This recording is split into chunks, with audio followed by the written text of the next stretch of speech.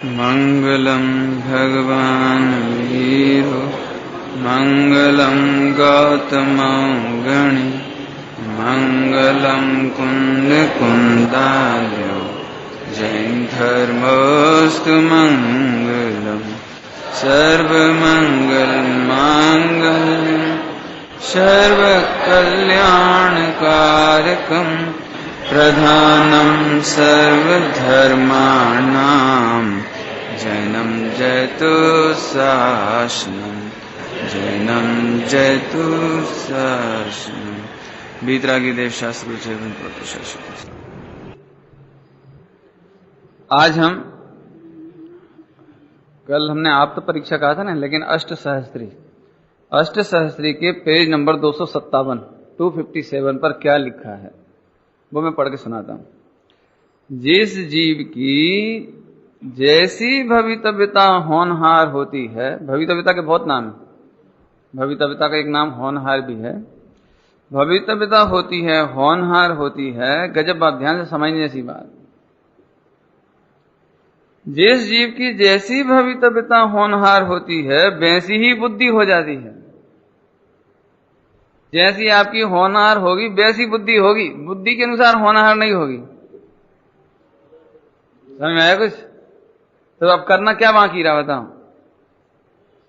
जैसी आपकी होनहार होगी वैसी बुद्धि होगी। आगे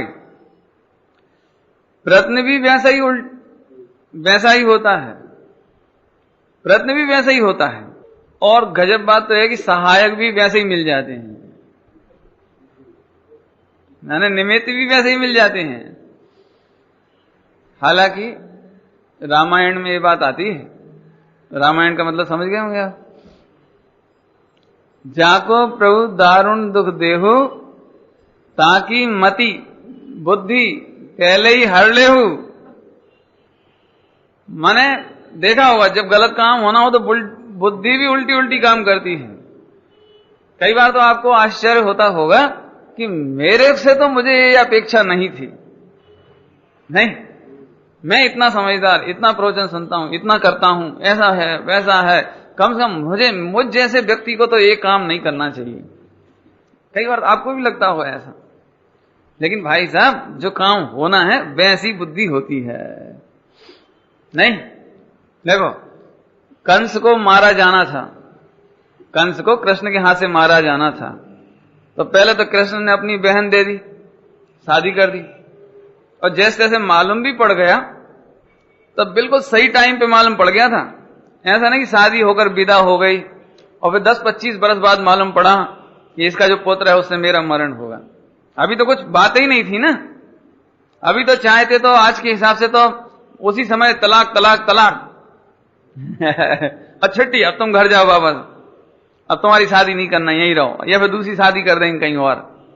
मेरा मतलब कुछ और होता, लेकिन कोई बात नहीं। उसने, डॉक्टर साहब तो इतना बढ़िया कहते हैं, उस बेवकूफ को इतनी अक्ल नहीं थी। माने वो बच्चों को तो मारता था लेकिन वो दोनों को अलग अलग कमरे में बंद करता ना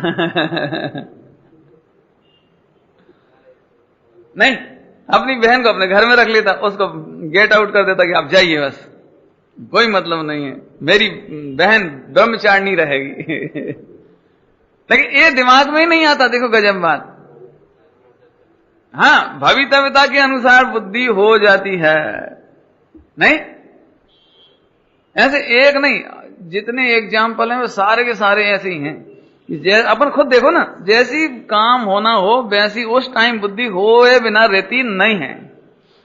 एक बहुत बड़ा वैज्ञानिक था ना, वैज्ञानिक क्या नाम था, आइंस्टाइन था, कौन था वो, है कि वो उसके घर में एक बिल्ली घुस गई थी नहीं, वो न्यूटन था। अच्छा, न्यूटन था वो, न्यूटन।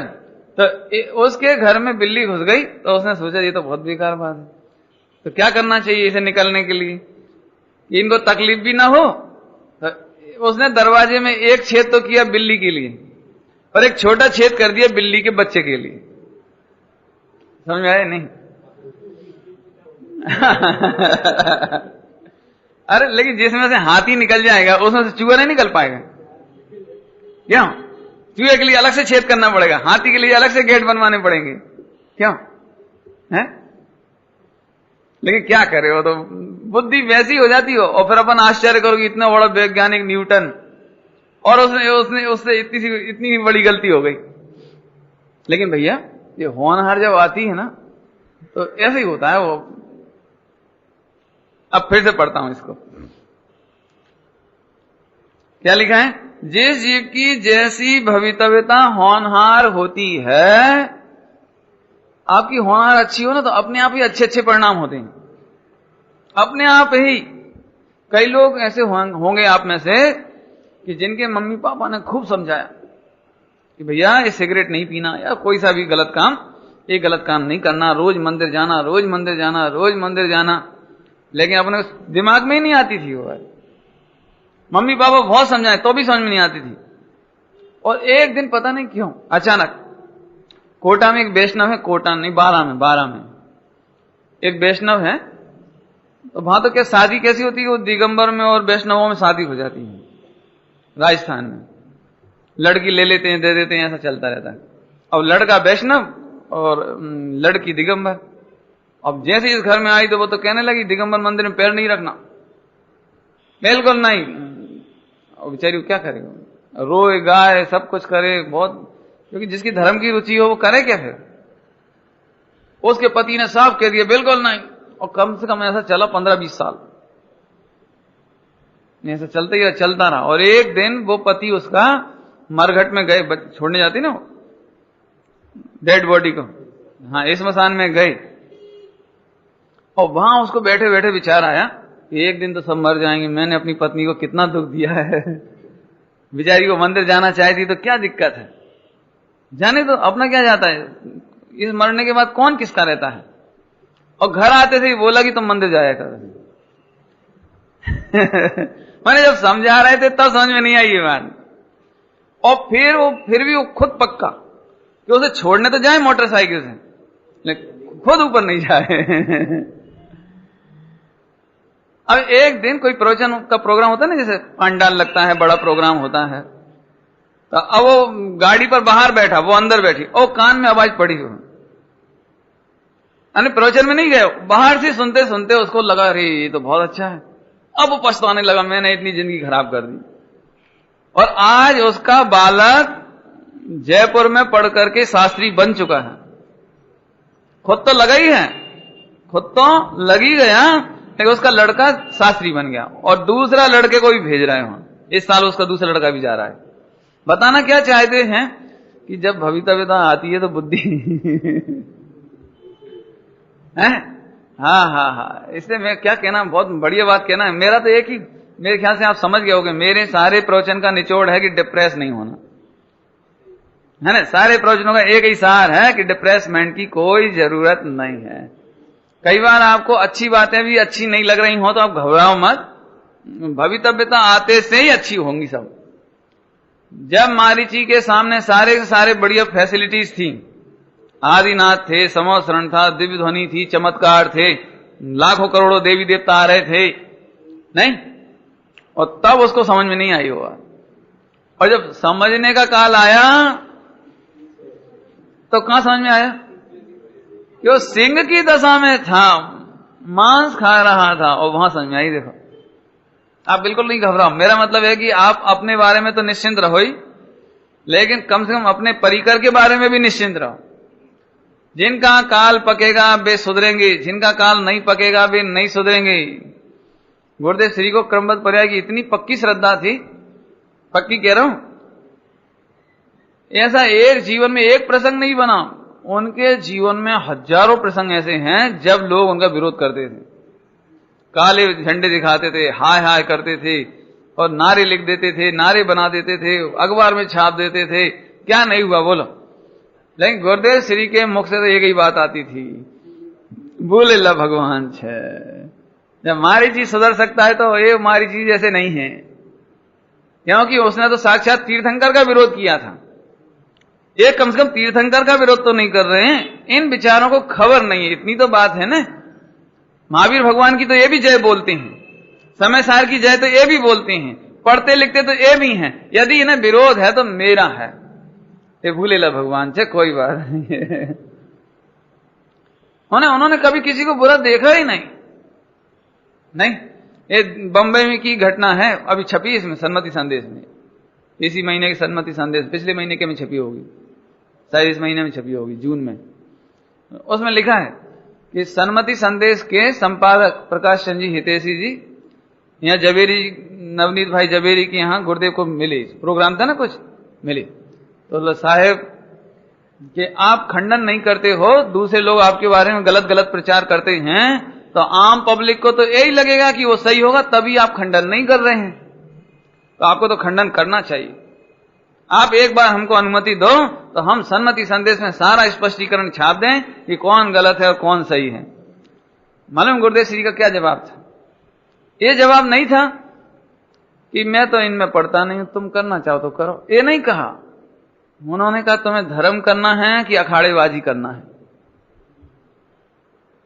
यदि तुम्हें धर्म करना हो तो अखाड़ेबाजी छोड़ दो, और अखाड़ेबाजी करना हो तो धर्म छोड़ दो।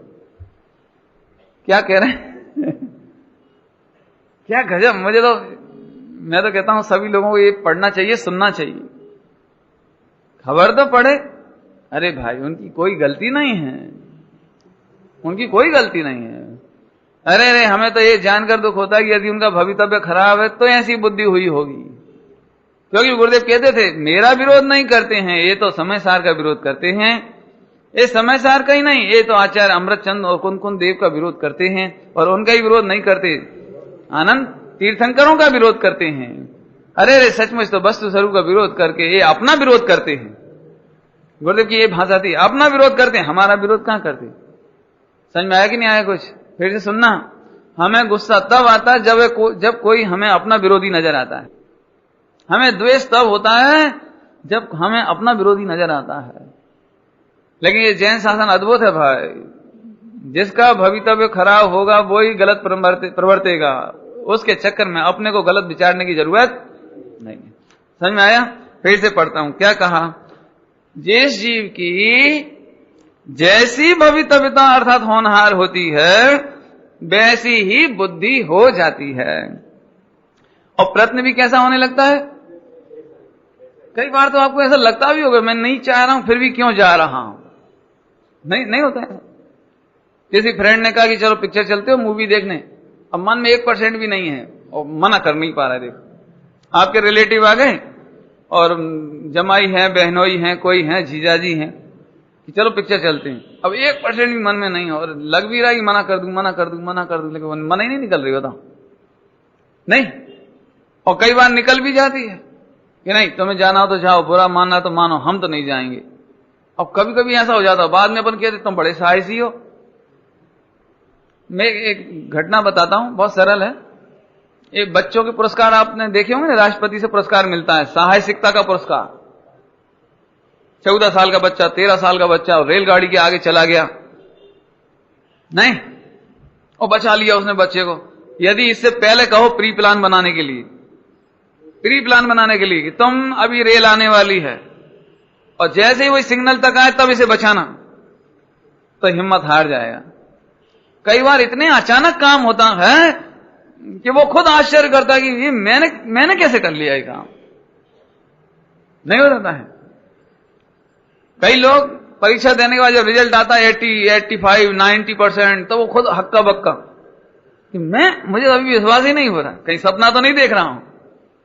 ये मतलब क्या है कि जो काम होना है वैसी ही बुद्धि हो जाती है, नंबर 1। और फिर वैसी बुद्धि के साथ साथ वैसे के वैसे ही प्रयत्न भी वैसे ही हो जाते हैं, और प्रयत्न के साथ साथ सहायक भी वैसे ही मिल जाते हैं। नहीं,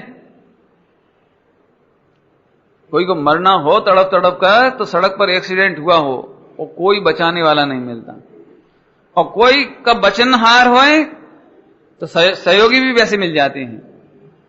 इसमें बताना क्या चाहते हैं कि सारे सबसे महत्वपूर्ण बात एक है कि भवितव्यता कैसी है। एक भवितव्यता के अनुसार 5 संभाव मिलते हैं। क्या कह रहे हैं? फिर से कहता हूं, एक भवितव्यता माने, भवितव्य का क्या अर्थ बताया था कल? होने योग्य कार्य। जैसा काम होना होगा उसके पांचों समवाय ऑटोमेटिक मिल जाएंगे, और काम नहीं है तो आप मिलाना चाहो तो भी नहीं मिलेंगे। नहीं आई समझ? जैसे पांचवें समवाय का नाम है निमित्त, नहीं? तो इसमें तो बहुत कहते हैं अपन, यदि अच्छे निमित्त हो तो काम हो जाए, नहीं? बढ़िया निमित्त हो तो जल्दी काम होगा, होगा कि नहीं होगा? नहीं है? यदि साक्षात अरहंत भगवान मिल जाए तो कितना बढ़िया है। सुनो, साक्षात अरहंत मिलेंगे तो भी काम नहीं होगा। यदि काम होना हो तो वो निमित्त होंगे। अब तो परिभाषा याद है सबको, निमित्त की परिभाषा कि वो तो निमित्त बने का आरोप आता है। क्या होता है उन पर? तो आरोप आता है, नहीं? क्या समीर भाई, मेरे निमित्त से आपका बहुत भला हो गया ना, लेकिन मैं आता और आप आते ही नहीं। मैं जब नहीं आते प्रवचन सुनने तो फिर मैं कितना भला कर लेता। मैं तो आ गया था ना बॉम्बे में, लेकिन मेरे प्रवचन में आप नहीं आते हसमुख भाई, तो फिर क्या होता? ये तो आप स्वयं आए, आपने सुना, अब मेहनत तो पूरी आपने करी, और तब आपने कहा, आरोप मेरे ऊपर डाल दिया। फिर से सुनना, निमित्त से काम होता है कि काम होता है तो निमित्त कहलाता है। बहुत बढ़िया, सुना था तुमने पहले निमित्त उपादान सुना था? अरे वाह, जब ही जवाब आ रहा है, बढ़िया, बहुत सुंदर, समझ में आता है अभी, गजब। तब निमित्त पढ़ाने की कोई जरूरत ही नहीं पड़ती है। निमित्त का मीनिंग मालूम है किसी को? निमित्त अर्थात अकर्ता, बस सीधा हिसाब है। निमित्त अर्थात अकर्ता, निमित्त का मतलब कोई कर्ता नहीं। तो क्यों भैया, समय सार जी पढ़ेंगे तो सम्यक दर्शन जल्दी होगा कि नहीं होगा? तो सही करके बोलो कि सम्यक दर्शन होए तो समय सार पर निमित्त बने का आरोप आएगा। बराबर है कि नहीं? तो अब 5 समवाय में से किस में कर सकते हैं? कुछ नहीं कर सकते। तो अब अपने को, अब जरा ध्यान से सुनना, तो यहां पर लोगों को ऐसा लगता है कि इससे तो अपन स्वच्छंदी हो जाएंगे, ये कुछ करने का ही नहीं बता रहे हैं। अब तो अपन चाहे जैसे खाओ पियो, वो तो जब अपना मोक्ष होना होगा तब हो जाएगा। क्यों? ये प्रश्न तो बहुत आता है। पंडित जी, फिर क्रमबद्ध में हमारी रुचि लगना होगी तो लगेगी, और क्रमबद्ध में यदि हमारे भवितव्य में सुनना होगा तो सुन लेंगे, और हमारे भवितव्य में सम्यक दर्शन होना होगा तो हो जाएगा, और केवल ज्ञान भी होना होगा तो हो जाएगा, और मोक्ष भी जब होना होगा तो अब अपने को तो कोई चिंता नहीं है। पूजा पाठ जब होना हो तो होगी, अपन तो कुछ कर सकते नहीं। कि बात तो 100% सच्ची है, नहीं? लेकिन हम एक बात आपको बताते हैं, बहुत सरल है, बहुत ही सरल, हालांकि सब बता चुके हैं कल तक। जिसने दूध में शक्कर नहीं डाली तो हम गारंटी से कह रहे हैं कि उसके क्रमबद्ध में दूध फीका रहने वाला है।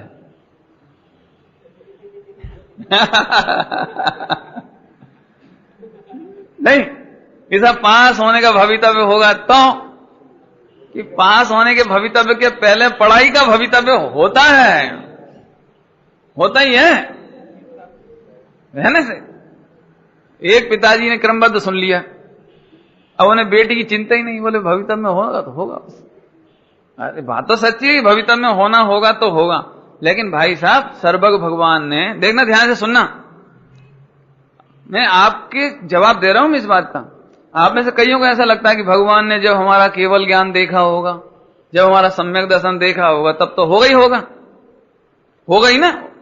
ऐसा कई लोग पूछते हैं, पंडित जी आप ये बताओ कि सर्वज्ञ भगवान ने हमारा केवल ज्ञान जिस समय देखा होगा उससे आगे पीछे होगा कि नहीं होगा? नहीं होगा। वो तो हमसे खिलवाना चाहता है, तो फिर अब आप चिंता छोड़ो। नहीं, आप प्रवचन बेकार में दे दे के टाइम क्यों खराब करते हो, और बेकार में आप भी अपनी दुकानदारी करो और हमें भी। तो हमने ये जवाब देते हैं, भैया केवली भगवान ने तेरा केवल ज्ञान देखा है ना, ये तो सच्ची बात है, लेकिन केवल ज्ञान के पहले केवल ज्ञान का उपाय भी देखा है, केवल ज्ञान का पुरुषार्थ भी देखा है। केवल नियतिवाद नहीं है, इसमें एक शब्द है नियतिवाद। नियतिवाद माने जो नियत है वो होगा, नियतिवाद है कहलाता है, एक षड दर्शन की लैंग्वेज में एक नियतिवाद है। नियतिवाद का मतलब जो जो फिक्स है वो होगा, तो ये एकांतवाद है, ये मिथ्यात्व है। क्या कह रहे हैं? अभी तक तो आप ही कह रहे हो कि जो होगा वही होगा, सब फिक्स है फिक्स है फिक्स है, और अब आप कह रहे हो जो फिक्स है वो होगा, वो तो एकांत मिथ्यात्व है। कि हाँ, जो केवल होने योग्य कार्य को ही होना मानते हैं, स्वभाव को नहीं मानते, पुरुषार्थ को नहीं मानते, निमित्त को नहीं मानते और काल लब्धि को नहीं मानते, तो वो एकांत मिथ्यात्व है। आपको केवल एक होने योग्य कार्य को होगा इतना ही नहीं मानना है, पांचों संभव पुरुषार्थ भी मानना है, स्वभाव की स्वीकृति भी करनी है। अब बता, स्वभाव की स्वीकृति हो गई तो हमें कुछ कहना ही नहीं, क्योंकि स्वभाव की स्वीकृति नहीं हो तब तक शास्त्र पढ़ो, स्वभाव की स्वीकृति नहीं हो तब तक प्रवचन सुनो, स्वभाव की स्वीकृति जिनके सानिध्य में होती है ऐसे पंच परमेश्वर की भक्ति पूजा करो। क्यों? क्योंकि होता तो वहां है ना।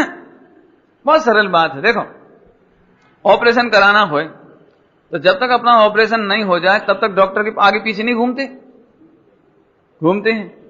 अब ऐसा तो नहीं सोचते मेरा ऑपरेशन तो 3 दिन बाद होना है या 10 दिन बाद होना है। डेट देते ना, डेट देते ना, आपका 10 दिन बाद ऑपरेशन होगा, तो 10 दिन तक डॉक्टर से मिलने की क्या जरूरत, और बार बार उसे हाथ उठाने की भी क्या जरूरत, बेफिजूल में मुस्कुराओ उन्हें देख देख के।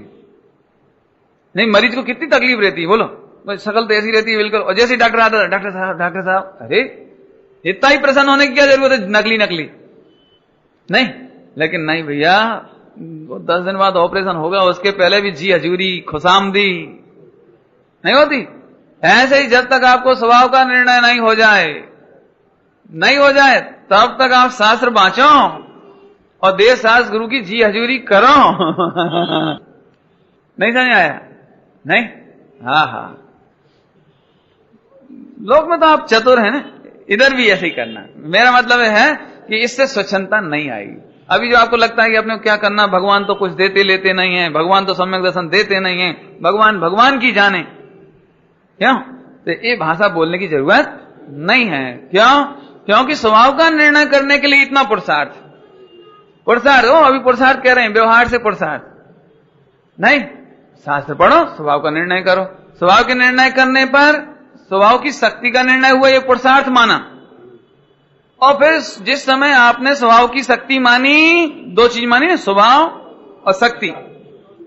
स्वभाव की शक्ति मानी तो जिस समय मानी वो काल लब्धि, और मान ली ये भवितव्यता।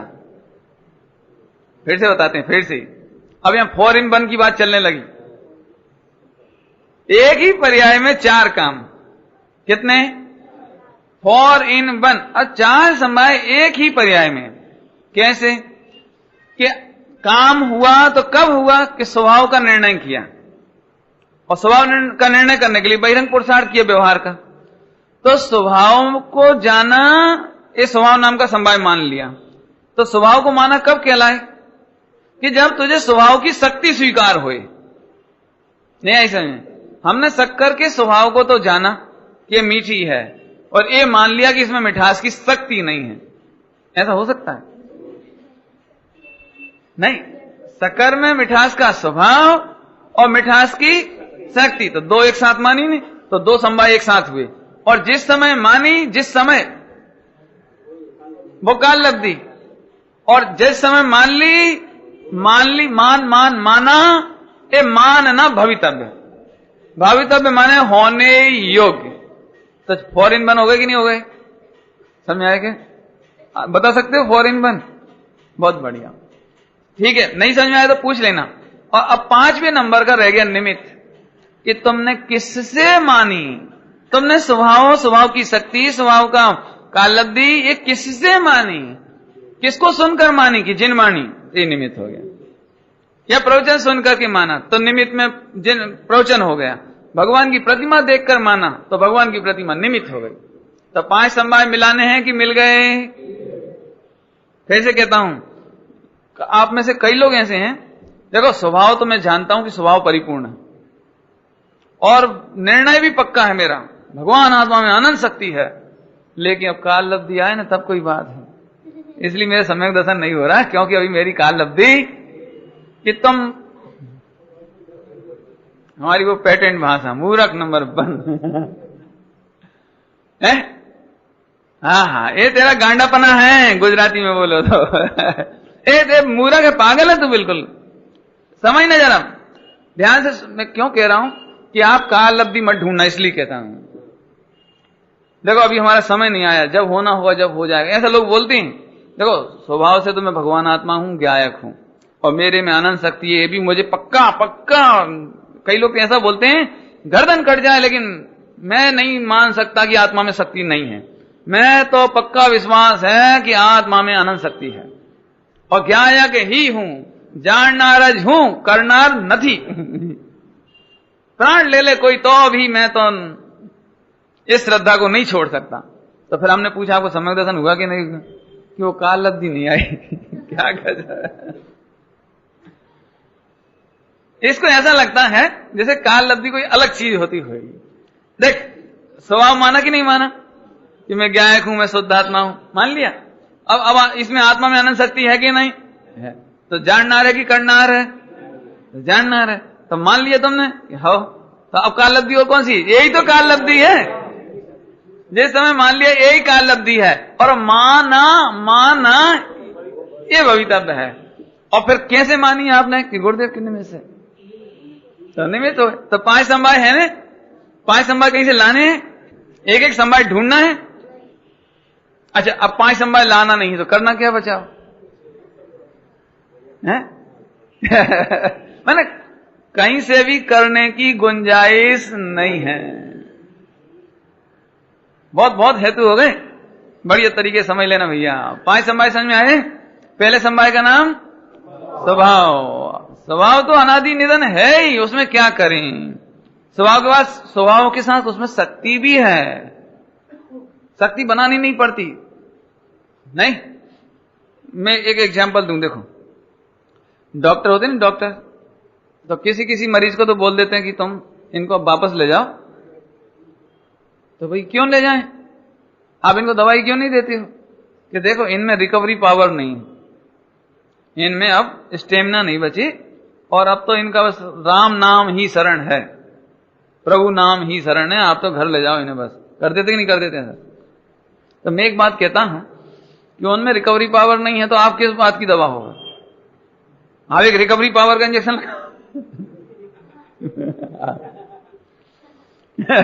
लगा दो, एक इंजेक्शन नहीं, एक गोली डाल दो। लेकिन भैया वो गोली को डाइल्यूट होने के लिए भी तो शक्ति चाहिए। और फिर वो पानी में घुल कर समझ लो ब्लड में जाए पावर बन करके, तो उसकी भी तो शक्ति चाहिए। गोली तो हम पेट में डाल देंगे, कोई दिक्कत नहीं है, लेकिन वो पड़ी रहेगी, वहां काम ही नहीं आएगी। मेरा मतलब तो इतना है कि जिसमें शक्ति नहीं होती उसमें शक्ति नहीं डाली जा सकती, ये कहना है मुझे तो। और जिसमें शक्ति होती है उसे निकाली नहीं जा सकती। शक्कर में से मिठास की शक्ति नहीं निकाल सकते। निकाल सकते हो?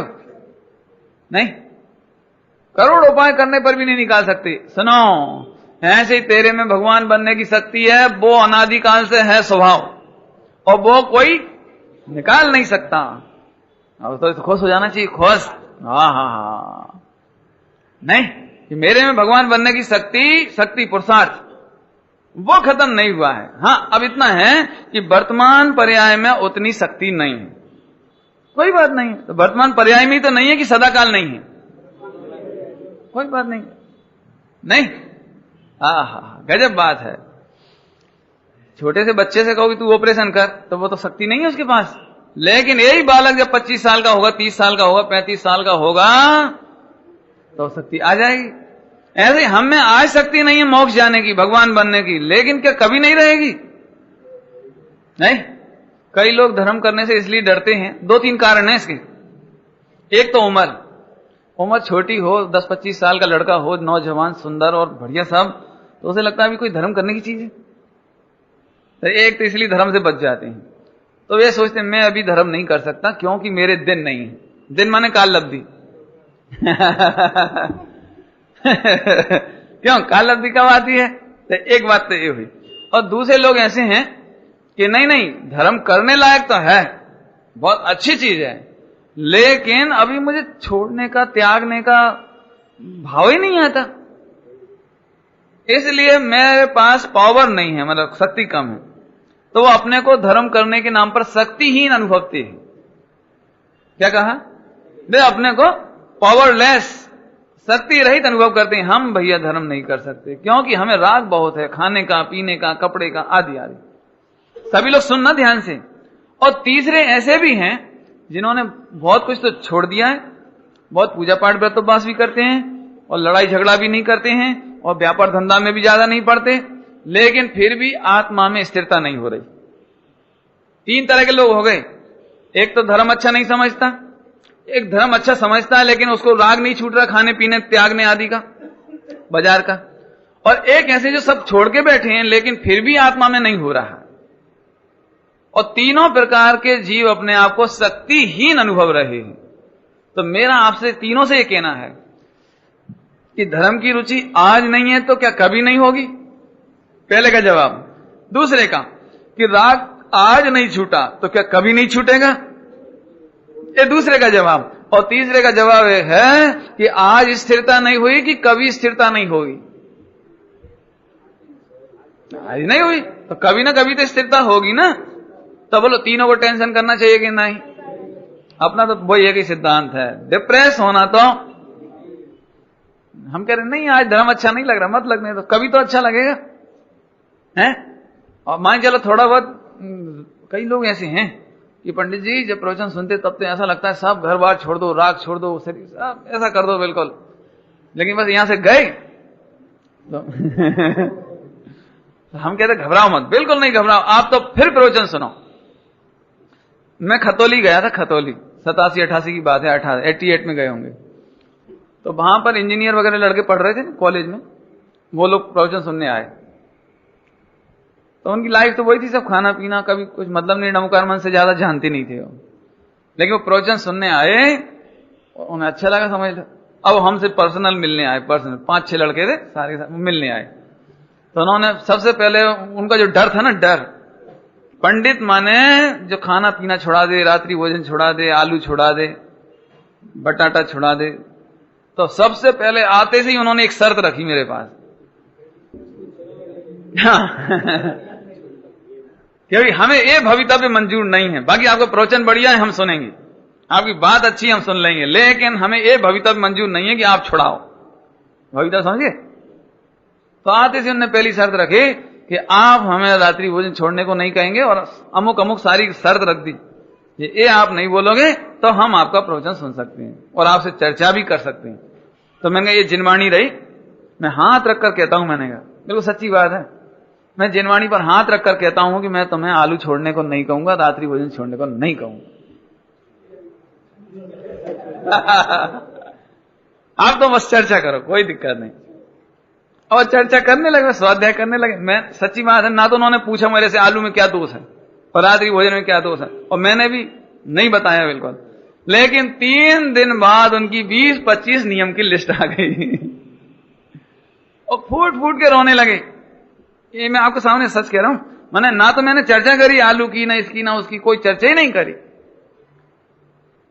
लेकिन जब उन्हें लॉजिक और साइंस समझ में आया तो अपने आप ऐसा लगा कि हम कहां मूर्ख बन रहे थे। लॉजिक बहुत सरल है। आज धर्म अच्छा नहीं लग रहा कि कभी अच्छा नहीं लगेगा? मत लगने तुम तो फिर भी सुनो, फिर भी सुनो। आज राग नहीं छूट रहा कि कभी नहीं छूटेगा?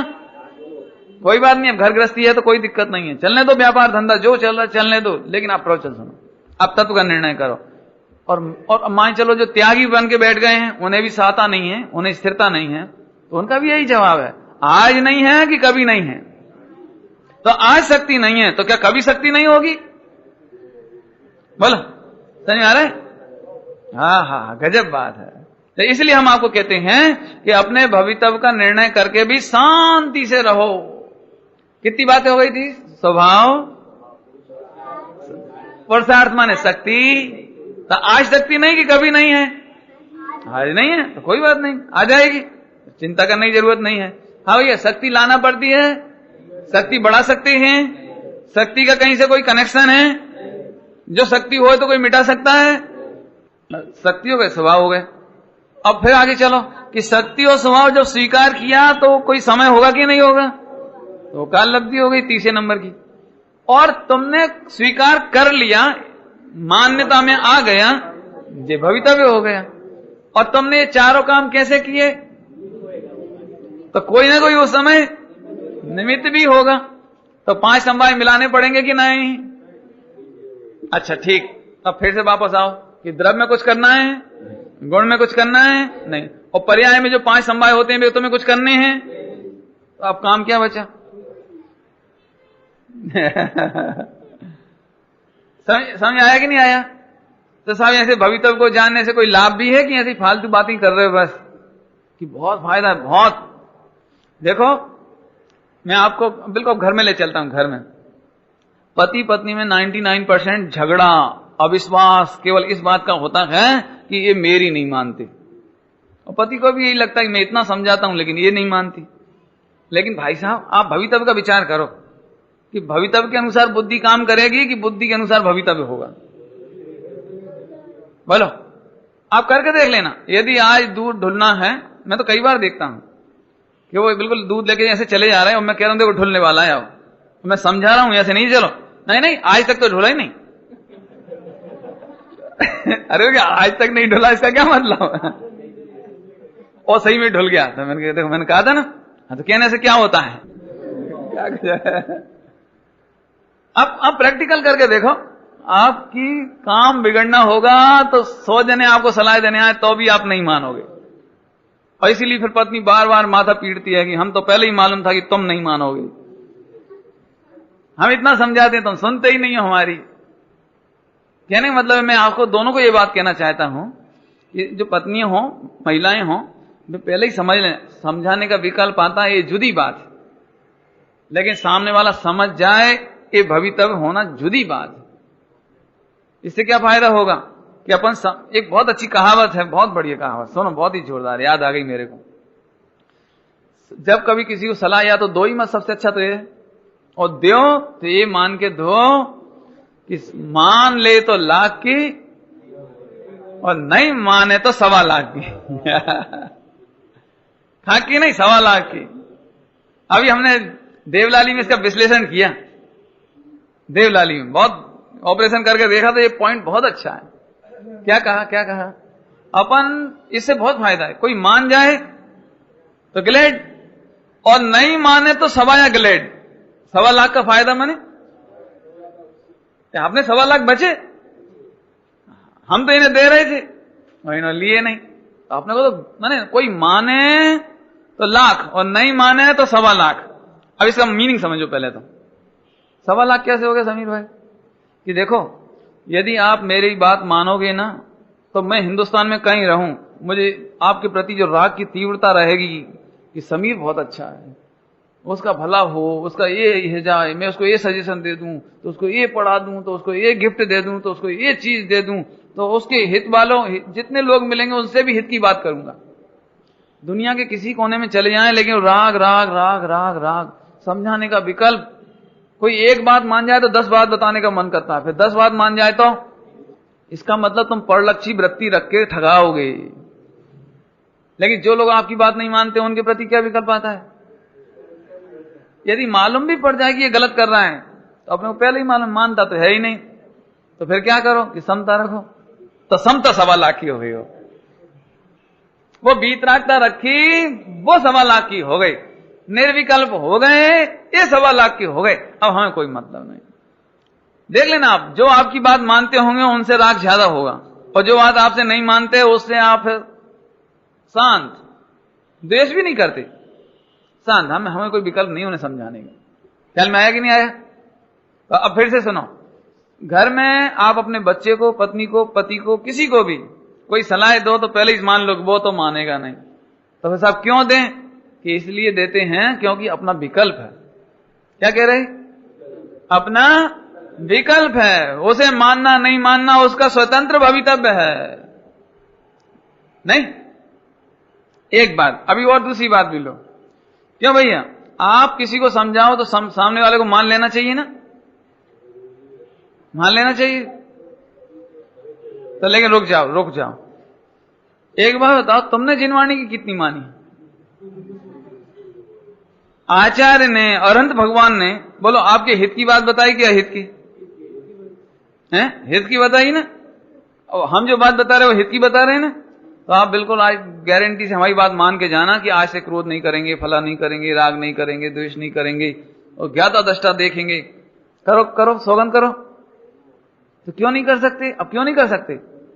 इससे समझ में आया कि समझाने से कोई मान ले कोई जरूरी नहीं है। लेकिन जिनका भवितव्य होगा वे मान जाएंगे, और जिनका भवितव्य नहीं है वे चल मैं तो जैसे हम चैन से बैठे हैं, कोई नहीं मान रहा तो भी चैन से सुनाए जाओ, अपने क्या दिक्कत है? नहीं, ऐसे आप करो कि हम बच्चे को समझाएंगे लेकिन उसकी होनहार अच्छी हो तो माने, और नहीं होए तो अपनी होनहार उसके चक्कर में खराब नहीं करना। क्या कहा? उसके चक्कर में अपनी होनहार खराब। झगड़ा घर घर में यही है। लड़का इसलिए दुखी, पापा मेरी सुनते ही नहीं। लेकिन पापा किस किस की सुने? बोलो।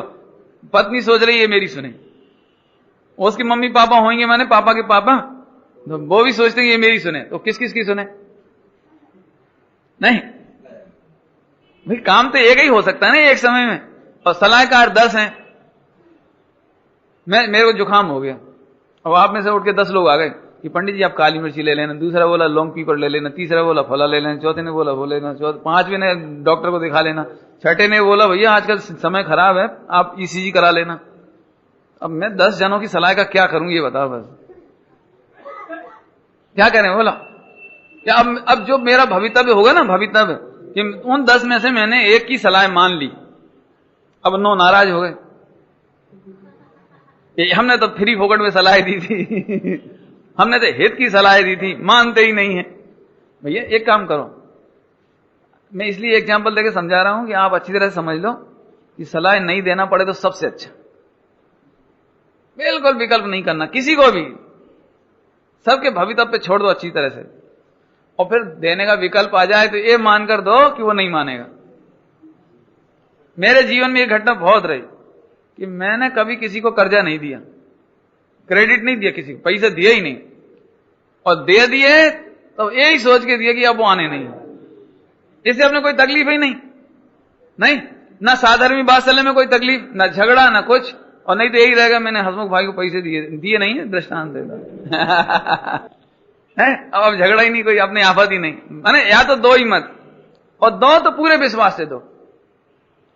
नौकर से आप काम कराओ कि बेटा दूध लाओ, अरे रास्ते में पी गया हुआ ये घूट, तो अरे तो या तो तुम विश्वास नहीं तो दो ही नहीं कि सब्जी ले आना 10 रुपए की, सब्जी लेने गया तो चवन्नी बचा ली होगी कि एक आम खा गया होगा कि ककड़ी खा गया होगा।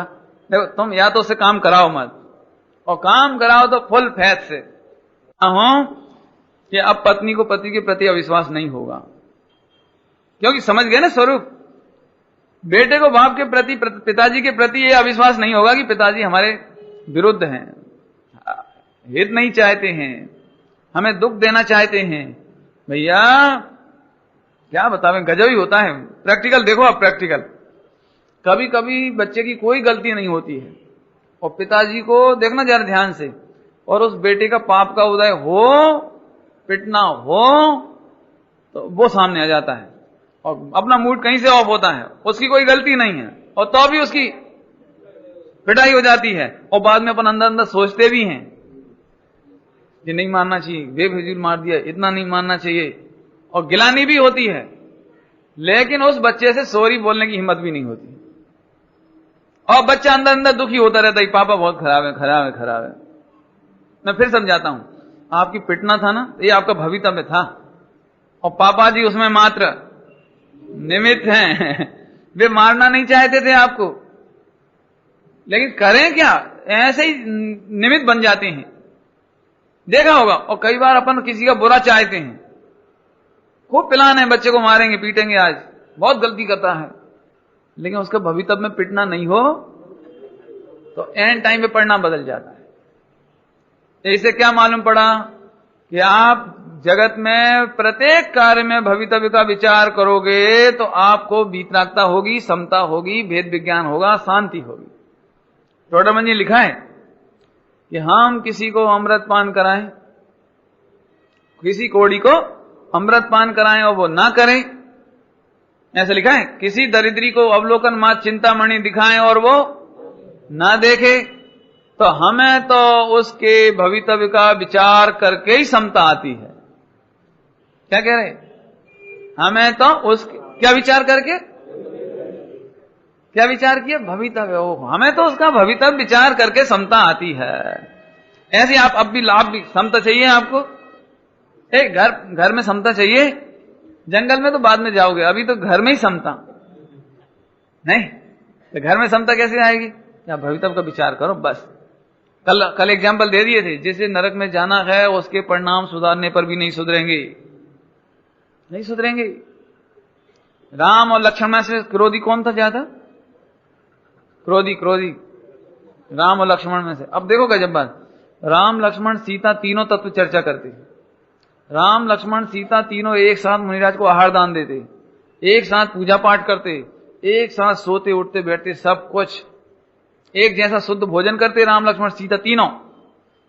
लेकिन लक्ष्मण को नरक में जाना है देखो, तो उसको हाई टेम्परामेंट, जरा सी बात पे एकदम चढ़ जाए आंख। और राम कहे मेरी आज्ञा है शांत रहो, तो एकदम ऐसे भी हो जाए। लेकिन अंदर अंदर तो मेरा बस चले तो अब बताओ, देखो ऊपर से तो लक्ष्मण ने कुछ नहीं किया क्योंकि रामचंद्र जी ने की आज्ञा है, मैंने बड़े भाई है ना, ऊपर से तो शांत, लेकिन अंदर का फल तो मिला ही। अब इधर रामचंद्र जी मोक्ष में चले गए देखो, जबकि रामचंद्र जी ने भी गलतियां नहीं करी, ऐसी बात नहीं है। रामचंद्र जी ने सीता को विदाउट प्रायर नोटिस जंगल में निकाल दिया।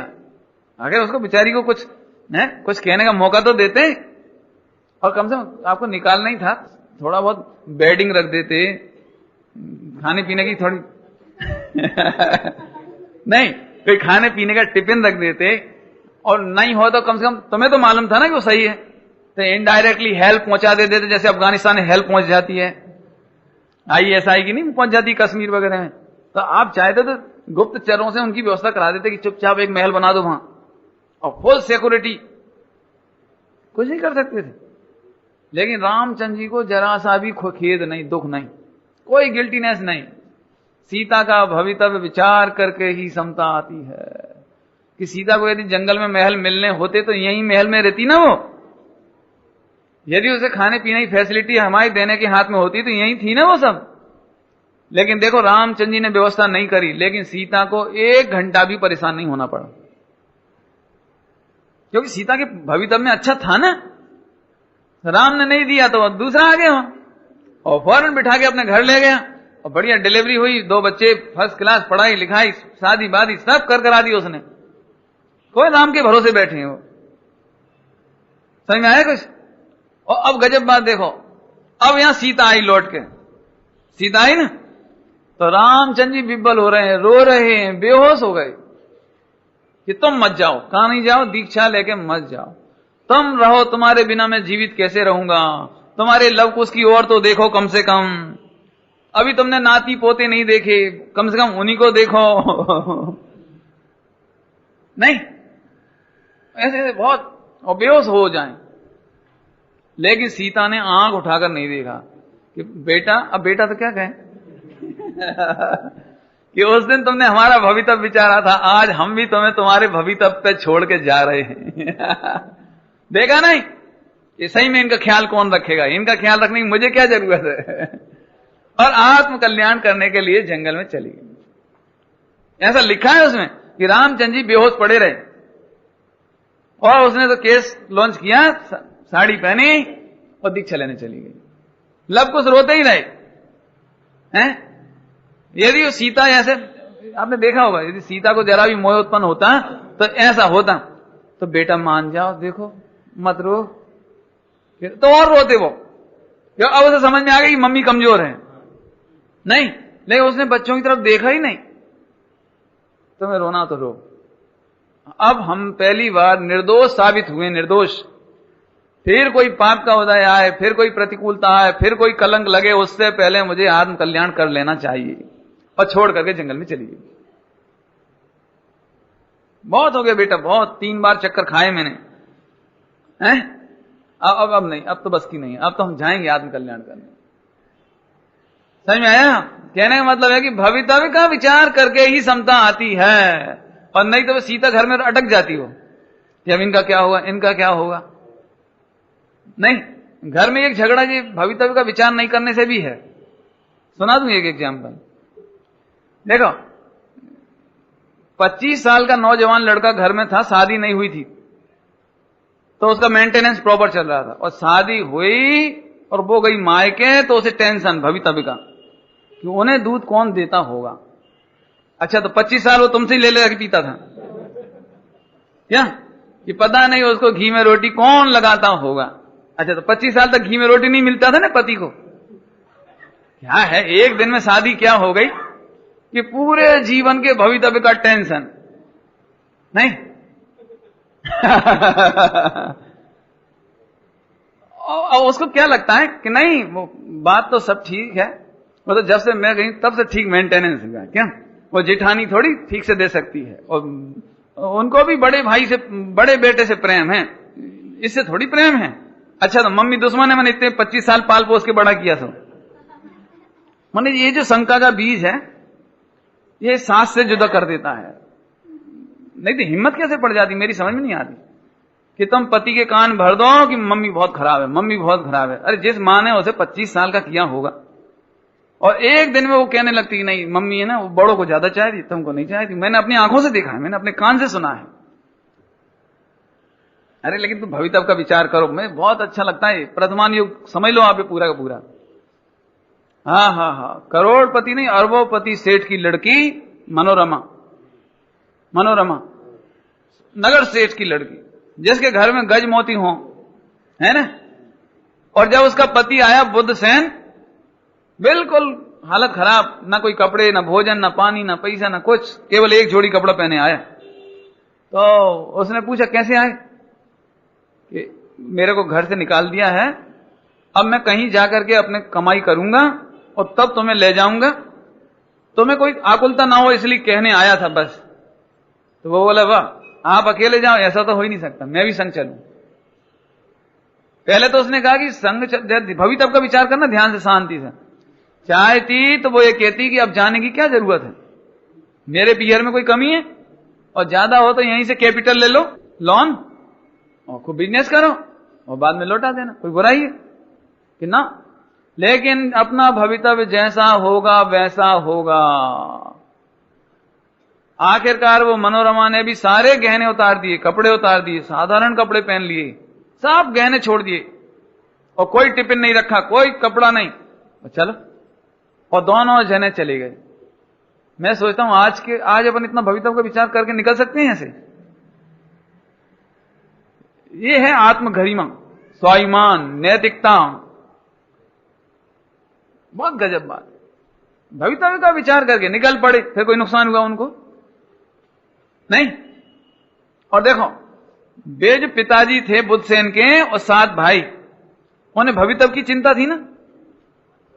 काय की चिंता थी कि यदि ये रोज रोज चढ़ाएगी तो मेरे सारे गज पुंज समाप्त हो जाएंगे, वो गज मोती समाप्त हो जाएंगे, और यदि राजा को मालूम पड़ गया तो वो मुझे लूट लेगा, माने सब छीन लेगा। इसीलिए निकाला था ना। क्या गजब है, जिस प्रॉपर्टी को बचाने अर्थात भवितव्य की चिंता में उसने अपने लड़के को निकाला, तो वो लड़का तो वहां राजा बन गया, संपन्न हो गया, और ये कंगाल होके मजदूरी करने लगे। देखो मेरा मतलब समझ में आ रहा है, भवितव्य की चिंता करना नहीं, और भवितव्य का विचार करके ही समता रखना। ये तो बिल्कुल प्रैक्टिकल लाइफ के लिए बात चल रही है बिल्कुल। और मुझे प्रथमानियों में एक बात बहुत अच्छी लगी, वो भी भवितव्य के मामले में कहता हूं। जब चौथा काल था और अंजना पर दोष लगाया गया, तो अंजना ने अपनी सास को यह नहीं कहा कि चलो मुंसुरनाथ भगवान के समूह शरण में चलते हैं और तुम उनसे पूछ लेना कि मैं सही हूं कि नहीं हूं। ये मुझे इतना अपील करता है अंदर से, बहुत अपील करता है। बोलो अपन क्या करते थे समीर भाई, मैं आप पे शंका करता, और यहां केवल ज्ञानी होते, कोई मना पर ज्ञानी होते, अवधि ज्ञानी होते, तो मैं क्या करता बोलो, नहीं। लेकिन जिनागम में बहुत मार्मिक बात है, जिनागम में ऐसी घटनाएं नहीं मिलती कि किसी की गाय खो गई, वो समूह शरण में गया कि प्रभु मेरी गाय कहां है, नहीं, कि प्रभु ये मेरे पड़ोसी शत्रु से बहुत हैरान हूं मैं, ये कब मरेगा, ये नहीं पूछा। भगवान के केवल ज्ञान से मुनिराजों के अवधि ज्ञान मना परे ज्ञान से किसी ने ये नहीं पूछा। वो अंजना ने इतने दिन परेशान हो लिया, लेकिन ये नहीं कहा कि आप भगवान के पास चलो, अवधि ज्ञानी केवली के पास चलो, वो ये नहीं कहा। रामचंद्र जी भी चाहते और सीता भी चाहती तो क्या क्या देर लगना थी, बोलो भाई। सारी दुनिया ने कहा होगा कि वो रावण के यहां रही, तो आप पूछ लो, दूर जाने की क्या जरूरत है। मुझे इतना हिला देता ये पॉइंट, अरे रे बरसों तक विपत्ति उठाना मंजूर, आंखों के आंसू मंजूर, क्या कहना चाहिए, निंदा मंजूर, सारा जगत उपेक्षा करे सीता को, ये मंजूर, लेकिन ये विकल्प मंजूर नहीं है कि हम केवली भगवान से पूछ ले। मैं तो कहता हूं सीता बहुत बड़ी तपस्वी थी, अंजना बहुत बड़ी तपस्वी, ग्रस्त होकर के बहुत बड़ी तपस्वी। बहुत मुझे तो अच्छा लगता है ये पॉइंट। क्यों? अच्छा पूछ लेते तो क्या दिक्कत, कि दिक्कत तो कुछ नहीं थी, केवल ज्ञान था। लेकिन भैया जो केवल ज्ञान आत्मा के आनंद के लिए हो, वो हमारी समस्याओं के ऐसे समाधान के लिए नहीं होना चाहिए, ये दुरुपयोग नहीं। एक बात, दूसरी बात और मार्मिक है, क्योंकि केवली भगवान से पूछ करके भी भवितव्य नहीं फिरेगा, तो पूछना ही क्यों, ये है मार्मिक बात। क्या कहा, केवली भगवान से पूछने पर भी भवितव्य नहीं फिरेगा। दृष्टांत याद है आपको, द्वारका जली तो जली, द्वारका जलने से बचाने का कोई उपाय नहीं था। फिर से कहता हूं, नेमिनाथ भगवान ने ये तो बता दिया कि 12 वर्ष बाद जलेगी, इन निमित्तों से जलेगी, ये होगा, ये तो बता दिया, सुनना ध्यान से। लेकिन इसलिए नहीं बताया था कि अब बेटा रहो टेंशन में, ध्यान से सुनना मार्मिक बात, इसलिए नहीं बताया टेंशन में रहो, इसलिए भी नहीं बताया कि मैं इसलिए बता रहा हूं कि तुम प्रिकॉशन लोगे तो बचा लोगे। ध्यान से सुनना पॉइंट, टेंशन के लिए भी नहीं था और बचाने का उपाय बताने के लिए भी नहीं था। बताओ, द्वारका जलने से बचाने का कोई उपाय केवली के ज्ञान में था कि नहीं? माने भवितव्य को टालने का उपाय तो केवली के ज्ञान में भी नहीं है। एक समय की पर्याय में फेरफार करने का उपाय तो केवली को भी नहीं मालूम। आप बुरा नहीं मानो तो एक बात कहूं, देखो भैया, मेरे को 1 घंटे बाद सम्यक दर्शन होना है, तो वर्तमान पर्याय में सम्यक दर्शन करने का उपाय केवली भगवान जानते हैं कि नहीं जानते? वर्तमान पर्याय में कि 3 लोक के सारे तीर्थंकर आ जाए ना, वे भी मुझे वर्तमान पर्याय में सम्यक दर्शन करने का उपाय नहीं बता सकते। क्यों नहीं बता सकते?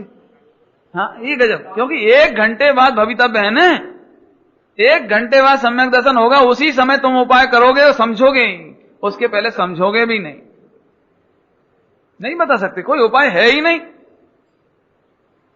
क्या? हाँ, आप में से कई लोगों को ऐसी शिकायत हो सकती है, शिकायत मैंने कि देखो भैया, यदि मुझे पहले से मालूम होता तो मैं गलती नहीं करता। नहीं पंडित जी, आप पहले से बता देते ना तो मैं ये गलती नहीं करता, खाने की पीने की जो भी। लेकिन ये बात 100% झूठ है। यदि केवली भगवान आपको बता भी देना तो भी आप वो गलती करोगे। दृष्टांत तो बहुत हो गए, कंस से लगा करके। नहीं, नेमिनाथ भगवान का वो क्या नाम है, 12 वर्ष बाद वो जलने का हो गया ना। अब मैं आपको प्रैक्टिकल एग्जांपल देता हूं कि बोलो भैया, कोई आपको बता दे कि सिगरेट पियोगे तो कैंसर हो जाएगा, तो पियोगे कि नहीं पियोगे? हैं? पियोगे कि नहीं? है शाबाश, ये बच्चे का जवाब सही आया। यदि भविष्य में कैंसर है तो पियोगे। बहुत बढ़िया, सही, बहुत सही जवाब। क्या कहा? अपने को लगता ही है कि अपने को मालूम पड़ जाएगा तो अपन नहीं खाएंगे, नहीं पिएंगे। लेकिन भाई साहब, सारी दुनिया जानती है जहर खाने से मरते हैं, और मरना होए तो बड़े से बड़े बुद्धिमान जहर खाते हैं। डॉक्टर जानते हैं सब, पूरी कैंसर होता है, ये होता है, वो होता है, पुड़िया खाने से, पाउच खाने से, ये। लेकिन उन्हें गले में होना हो, बीमार होना हो, हार्ट अटैक होना हो, तो वे खाते ही हैं। देखो आगे दृष्टांत। अब तुम जो कहते हो ना कि मुझे पहले मालूम पड़ जाता, तो आप में से कई लोग ऐसा कहते हैं, पंडित जी यदि आप हमें नरक सिद्ध कर दो तो हम तो अभी विरक्त हो जाएं। पता तो लगता ही नहीं कि नरक है, हैं? दुख मालूम तो पड़ते नहीं है, इसलिए वैराग्य नहीं होता है।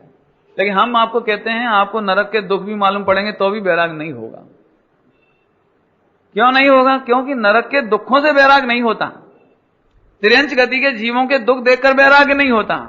वो तो वैराग्य होता है तो उसका आरोप समझ में आया कि नहीं आया? आहा, यदि मैं भी आदिनाथ भगवान के समय में होता तो 4000 में मेरा भी नाम होता। होता कहां से? तुम्हारा भवितव्य ही नहीं था। नहीं क्यों? किसी तीर्थंकर के समय में नहीं थे तुम? उससे क्या होता है? पकड़ में आया कि नहीं आया? इससे कोई फायदा हो रहा है जो चर्चा कर रहे हैं?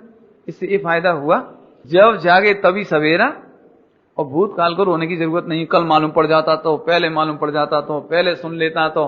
तुम सुनो, पहले सुन के भी कुछ नहीं करते, पहले पढ़ के भी कुछ नहीं करते, और तो जब काल आता है ना, मुझे तो बड़ा देखो, तीर्थंकर थे तीर्थंकर, और 3 ज्ञान थे उन्हें, मति, स्रोत, अवधि, कोई कमी नहीं थी। शांतिनाथ चक्रवर्ती है, किसका देख लेना। और उन्हें सब मालूम, सब तत्व चर्चा करते थे, सब कुछ करते थे, लोगों को मरते भी देखा था, सब करते देखा था, लेकिन तब वैराग नहीं आया। और एक दिन दर्पण में सफेद बाल देखा, तो सफेद बाल में से वैराग होता है क्या? अब काले बाल वाले ये कहें कि पंडित जी कि हमारे सफेद बाल होगा तब वैराग होगा, लेकिन सफेद बाल से वैराग नहीं होता। वो तो उन्हें वैराग हो गया नहीं कि साहब वो नीलांजना का निधन देखा तो वैराग हो गया।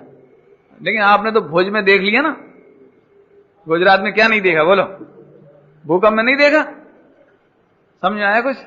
आप किसी से तो शिकायत मत करो, किसी के प्रति तो शिकायत मत करो, लेकिन मैं आज से पहले क्यों नहीं सुधरा, आज से पहले क्यों नहीं सुना, आज से पहले अच्छे परिणाम क्यों नहीं किए, आज से पहले धर्म का आचरण क्यों नहीं किया, ऐसी शिकायत अपने प्रति भी मत करो। क्या कह रहे? कोई गिल्टीनेस नहीं, कोई डिप्रेशन नहीं पिछले समय के लिए भी, कि नहीं सुना तो नहीं सुना, आज तो सुन लिया ना। मेरे को तो बहुत बीते हुए समय के लिए रोना सबसे गलत बात है। बिल्कुल मत, जो हो गया हो जाने दो, कि साहब आपको मालूम नहीं मैंने क्या पाप किए हैं, कि करे होंगे, हमें नहीं सुनना, बिल्कुल नहीं सुनना है। आप तो आज जागो और आज काम करो। ये बात श्रीमद जी ने एक बात कही है कि दीन भय प्रभुपद जपे उकति न सूझे कोई। माने दीनता में से मोक्ष मार्ग का उपाय नहीं मिलेगा, दीनता में से कल्याण का मार्ग नहीं निकलेगा। हम आप सबको स्पष्ट कहते हैं, कितना भी पाप हो गया हो भूतकाल का, वो सब मेरे नाम से लेकर के आप तो चिंता छोड़ देना। मेरा नाम लेकर क्यों कहता हूं? कि आप तो ये समझ लेना वो सारे पाप की जिम्मेदारी मेरी। आप टेंशन में नहीं रहना, आप तो बिल्कुल मस्त, आज से ही मैं भगवान हूं, मैं ध्रुव हूं, 5 संभाय मेरे मिल गए हैं और काम अभी हो गया है, अब मुझे ना सम्यक दर्शन चाहिए ना कुछ चाहिए। एक घबराना नहीं भैया। ऐसे ध्रुव स्वभाव, परमात्मा स्वभाव, ज्ञायक स्वभाव स्वीकार करो तो आपका काम हो गया। 5 संभाय लाने की जरूरत भैया, टाइम हो ही गया, और भवितव्य भी हो गया और निमित्त भी हो गया। शॉर्ट में लिया है, निमित्त की चर्चा ज्यादा करने की जरूरत थी नहीं, जो बहुत विस्तार से हो चुकी है। बाकी 5 संभाय नाम याद रखना। पहला संभाय, दूसरा, तीसरा, काल लब्धि, चौथा और 5वां, बस। तो अपने 5 संभाय आगे कि नहीं आए? कई लोग कहते हैं अभी हमारा संभाय नहीं आए, 5 नहीं मिल रहे, 5 नहीं मिल रहे। अंतिम बात, छुट्टी करेंगे। वो कहता है 5 संभाय नहीं मिल रहे। 3 काल में ऐसा कोई सेकंड नहीं है, 3 काल में ऐसा कोई समय नहीं है जब 5 संभाय नहीं। क्या कह रहे हैं? 3 काल में ऐसा कोई सेकंड, ऐसा कोई समय नहीं है जब 5 संभाय नहीं होते, क्योंकि पर्याय हो रही है तो उसके 5 संभाय जरूर है। समझ में आया कि नहीं आया? तो 5 संभाय की, अब 5 संभाय भी तलाश करने की जरूरत नहीं, ढूंढने की जरूरत नहीं है, ऑटोमेटिक हैं। तो फिर अब हम क्या करें कि द्रव्य में कुछ करना नहीं, गुण में कुछ करना नहीं, पर्याय में कुछ करना नहीं, हूं उसे जानो, हूं उसे जानो, जान रहा हूं, किसे जानूं ये विकल्प भी नहीं रहा, जान रहा हूं, बस हो गया काम। ठीक है, इतना सरल मार्ग है। नहीं समझ में आया तो बाद में पूछ लेना कोई, बाकी तो मेरे तरफ से तो पूरी कोशिश की है। चलो भैया, अब है क्षमा पन्ना, अभी अपनी अंतिम मुलाकात है, नहीं कम से कम इस भव की ना सही नहीं तो कम से कम इस राउंड की तो अभी अपनी भावना तो आप समझते ही हो। एक ही काम करो, काम एक आत्मार्थी नो, बीजो नहीं मन रोग है। हा, अपना जीवन उज्जवल बनाओ, बढ़िया से बढ़िया बनाओ, अपनी परिणति से अपना ही काम हो, दूसरे का तो जो होगा तो होगा, लेकिन अपने परिणाम से अपनी चिंता रखो, स्वाध्याय बनाए रखो, पूजा पाठ भक्ति बनाए रखो, और 5 समवाय की स्वतंत्रता भी दिमाग में रखो। स्वच्छंद होना नहीं है। नए निश्चय एकांत थी, आमा नहीं कहे है। और क्या है, नए व्यवहार, क्या है, एकांते व्यवहार थी, बनने साथ रहेल। बनने साथ, निश्चय व्यवहार दोनों संग संग रहते हैं। भले ही हमने निश्चय की मुख्यता से वर्णन किया हो, तो अभी ना तो निश्चय ने अकेला समझना और ना व्यवहार ने अकेला समझना, बनने साथ रहेल। अपना जीवन जोरदार बनाओ, कोई अनुचित लगा हो तो क्षमापना रखना, और बाकी जल्दी से जल्दी आत्मकल्याण हो। जल्दी से जल्दी माने भावना की बात है, होगा तो तभी जब इसलिए ऐसा नहीं टेंशन में आ जाओ कि भाई साहब इतनी बार समझा रहे हैं, इतनी बार कह के जाते हैं, अपन करते नहीं है, करो करो। ऐसी बात हो गई कि डॉक्टर ने कहा कि तुम्हें एसिडिटी टेंशन से हो रही है। एसिडिटी कैसे हो रही है? टेंशन से। ब्लड प्रेशर कैसे हो रहा है? टेंशन से। तो टेंशन नहीं करो।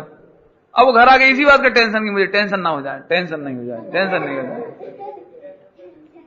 हाँ टेंशन नहीं करना अपने को, आप तो मस्त रहो, इजी रहो, जो चल रहा है बिल्कुल ठीक चल रहा है। अपन अपना आत्मा भी परिपूर्ण ठीक चल रहा है, और बाहर का भी सब ठीक चल रहा है बिल्कुल, क्योंकि भवितव्य है ना, वो गलत तो कुछ हो नहीं रहा है, जो हो रहा है एकदम सही हो रहा है, नहीं? हाँ, ऐसा जान करके सहज जीवन जिए, ऐसी मंगल मनोकामना। ओम नमः।